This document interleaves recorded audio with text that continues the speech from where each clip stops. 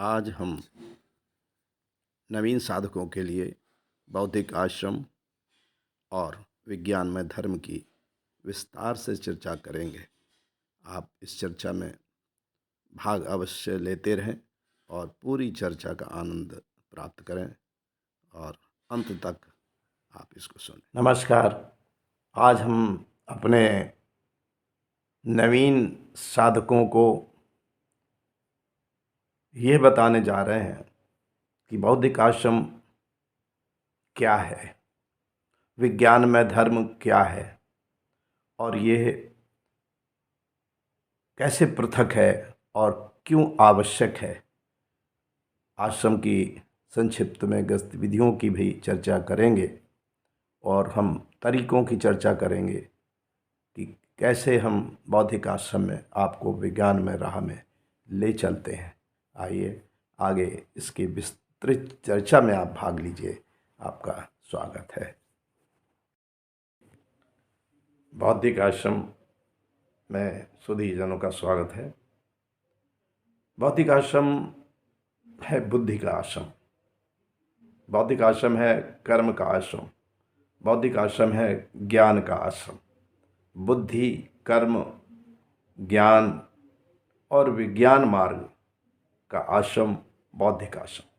मैं इसका मुख्य आचार्य हूँ। आचार्य श्री होरी के नाम से सभी परिचित हैं।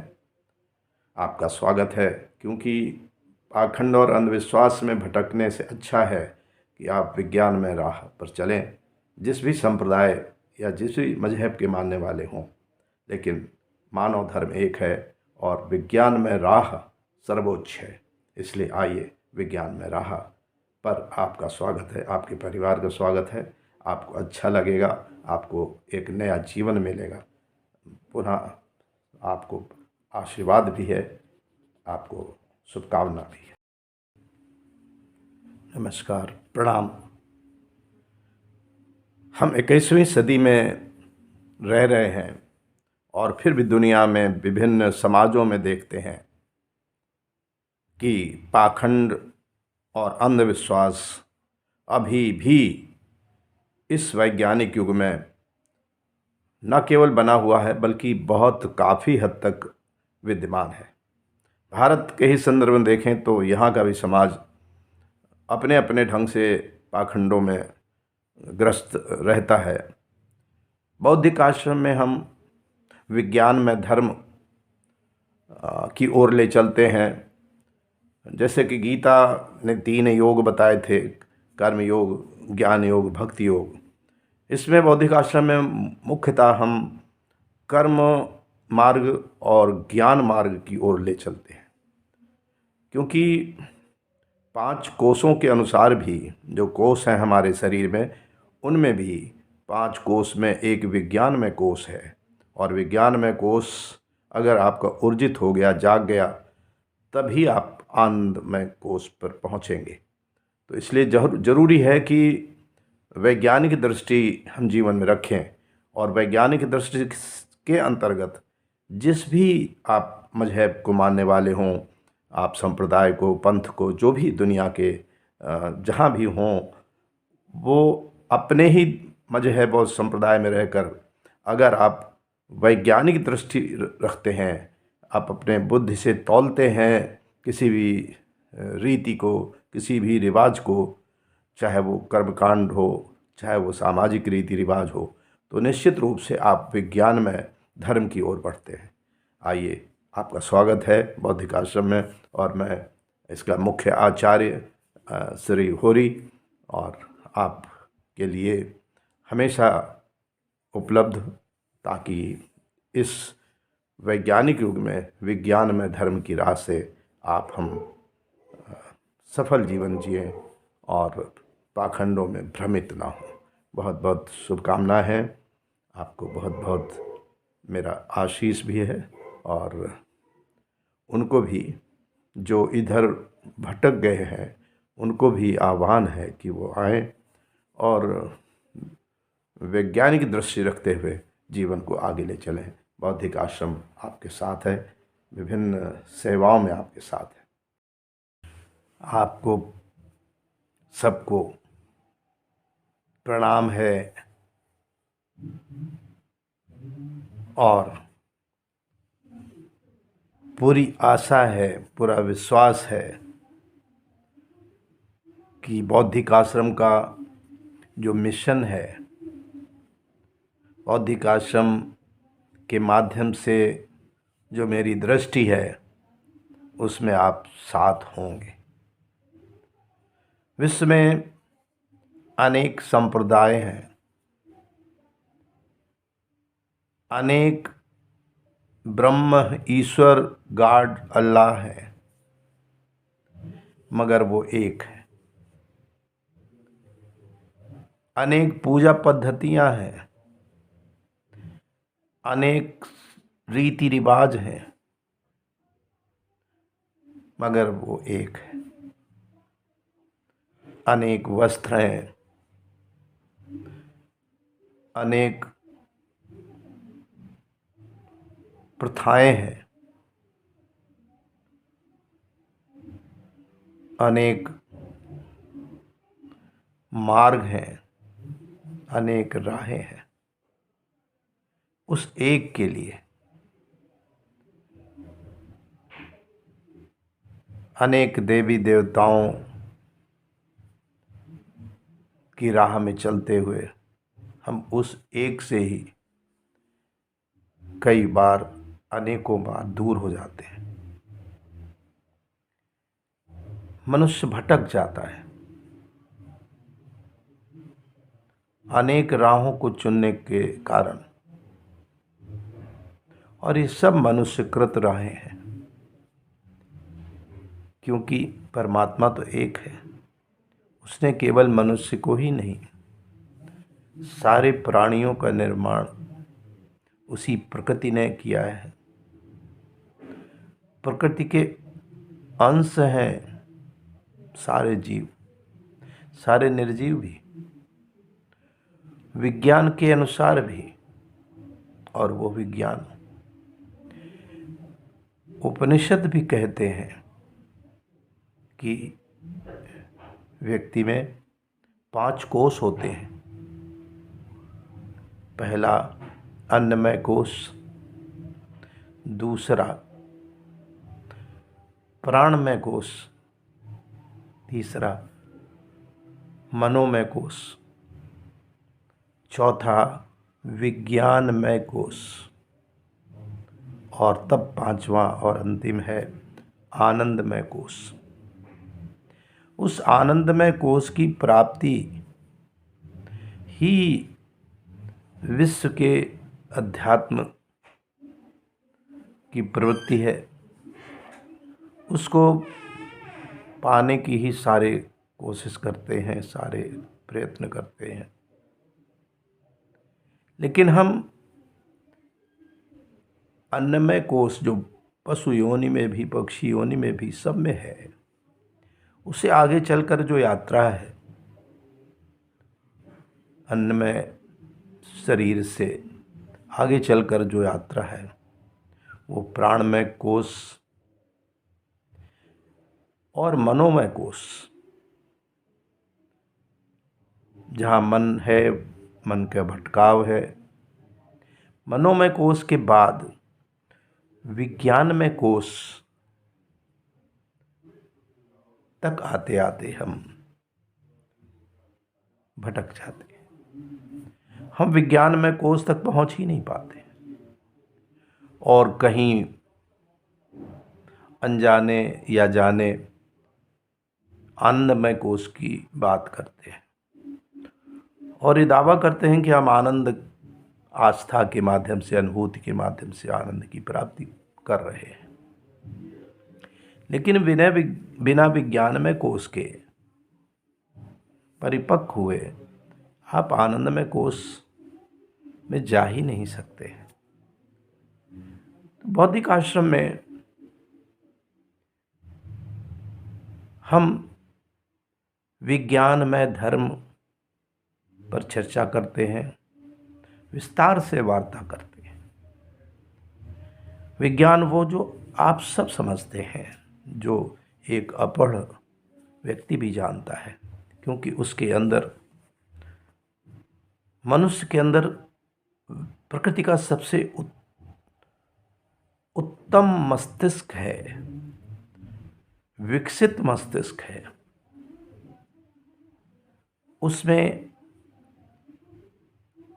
तर्क है, बुद्धि है, अनुभूति है, ये सब है। मगर हम विज्ञान में दृष्टि को भूल जाते हैं। आइए बौद्धिक आश्रम में विज्ञान में दृष्टि के लिए आइए, विज्ञान में कोष जागृत करने के लिए आइए, वैज्ञानिक सोच के लिए आइए। आपका संप्रदाय कोई भी हो, आपका कोई भी मजहब हो, कोई भी पंथ हो, वहाँ रहते हुए भी आप वैज्ञानिक दृष्टि को सशक्त करके इस मानवता की सेवा कर सकते हैं। और इसी सेवा के लिए हम आहूत करते हैं कि बौद्धिक आश्रम में जुड़ें, हमारे निकट आए, हम आपके निकट जाएं और इस तरह से मनुष्यकृत संप्रदायों, पंथों, मजहबों के ऊपर पहुंचकर, के परे जाकर आप वास्तव में प्रकृति में साम्य स्थापित कर लेंगे, ब्रह्ममय हो जाएंगे, तत्त्वम असि हो जाएंगे। वो तुम हो, तत्त्वम असि। अहम ब्रह्मास्मि हो जाएंगे, मैं ब्रह्म हूँ। ये अंतर्मन में झंकार पैदा होगी।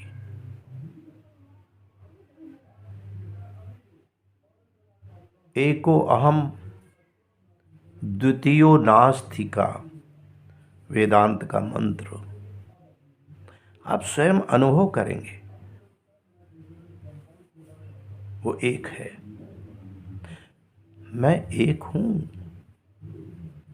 द्वितीयो नास्ति, दूसरा नहीं है। फिर ये जो भटकाव है, मनमुटाव है, द्वेष विद्वेष, लड़ाइयाँ, रक्तपात, ये व्यर्थ है। हम बौद्धिक आश्रम में विज्ञान में धर्म और धर्म में विज्ञान, और धर्म वही जो धारण करे, धारते इति धर्म। मैं यहाँ धर्म को विशेष रूप से मानव धर्म के रूप में कहता हूँ। आग का धर्म है, पानी का धर्म है, हर वस्तु का धर्म है। प्रकृति में जो भी है सबका अपना धर्म है। इसी प्रकार मनुष्य का धर्म है। आइए वसुधैव कुटुम्बकम के मंत्र को सार्थक करें। विश्व में भारत की पहचान आज की नहीं है, ये आदिकाल से, प्राचीनतम काल से पहचान हमारी है। दर्शन शास्त्र के क्षेत्र में, फिलॉसफी के क्षेत्र में तो जितना आध्यात्मिक विकास भारत भूमि में हुआ है उतना विश्व के किसी कोने में नहीं हुआ।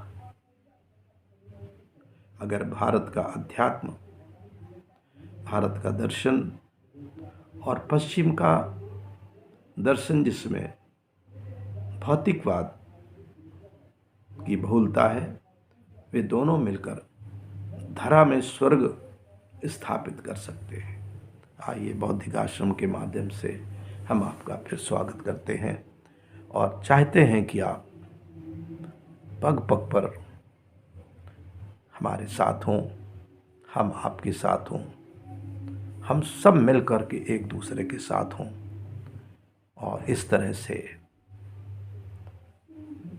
हम कहें तमसो मा ज्योतिर्गमय मृत्योर्मा अमृतम गमयि अस्तो मा सद्गमयि। इसमें आगे पीछे करने से कुछ नहीं होता है। इस मंत्र का अर्थ वही है। क्रम कह सकते हैं कि अस्तो मा सद्गमयि तमसो मा ज्योतिर्गमयि मृत्योर्मा अमृतम गमयि। हम अमृता को प्राप्त करें, ये भावना थी हमारे मनुष्य मात्र में। प्राचीन ऋषि मुनि और जो भी मर्यादा पुरुषोत्तम दूत के रूप में इस धरा में आए, पैगंबर के रूप में आए, वे सब पूरी सृष्टि को सुखी देखना चाहते थे। हम पाखंडों में न पड़ें, अंधविश्वासों में न पड़ें। आस्था अनुभूति आपकी अपनी है, मगर उस आस्था अनुभूति के सामने प्रश्न आप स्वयं लगाएं। तर्क का प्रश्न, आपके अंदर विज्ञान कोश की जो शक्ति है उससे उद्भूत प्रश्न, और उन प्रश्नों के उत्तर आप स्वयं तलाशें। अगर विज्ञान में कोश संतुष्ट है तो वो आपकी आस्था वैज्ञानिक दृष्टि से उपयुक्त होगी, ये मानकर चले। अगर वो आपका विज्ञान में कोश संतुष्ट नहीं है, आप वैज्ञानिक दृष्टि से अनुभव करते हैं कि आपकी आस्था उस दृष्टि से संतुलित नहीं है, उस तराजू में तौलने पर वो खरी नहीं उतरती है, तो आप विरत हो सकते हैं, उस आस्था से दूर हट सकते हैं और ऐसी आस्था पे चल सकते हैं जो विज्ञान सम्मत भी हो। तो आइए फिर से हम चिंतन करें, मनन करें कि इस संपूर्ण प्रकृति को, आप आस्तिक हों, आप नास्तिक हों, आप ईश्वरवादी हों, आप अनीश्वरवादी हों, मगर आप सब इस ब्रह्मांड को मानते हैं और जानते भी हैं। ये प्रकृति है। इस प्रकृति में व्याप्त समस्त ऊर्जा जो परिवर्तनशील भी है और अनश्वर है, वो शब्द के रूप में अगर कहें तो कोई कहेगा वो ब्रह्म है, कोई कहेगा वो गॉड है, कोई कहेगा वो अल्लाह है। मगर वो सब कुछ आधुनिक विज्ञान के अनुसार भी ऊर्जा है, एनर्जी है। और जीवधारी के अंदर है तो उसी को तत्कालीन समय में वैदिक और उपनिषद ग्रंथों में आत्मा कहा गया।